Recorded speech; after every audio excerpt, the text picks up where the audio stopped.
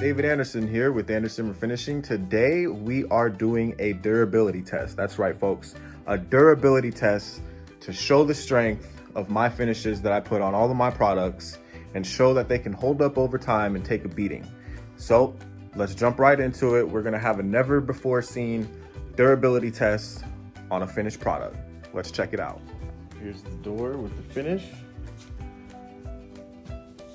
And here's the weed whacker. So let's do this.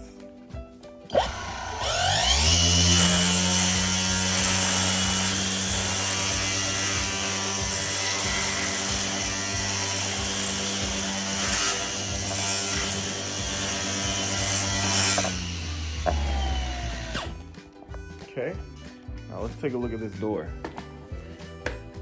Now, as you can see, the paint still remains completely and perfectly intact, and what took the damage is the clear coat itself.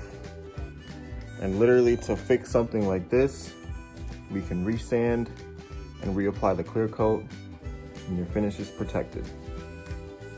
Now that is what I call impressive, and it just goes to show you that durability is just as important as quality. And I challenge others in my industry to try to put your products through the same test. This is David Anderson, and we have passed the durability test.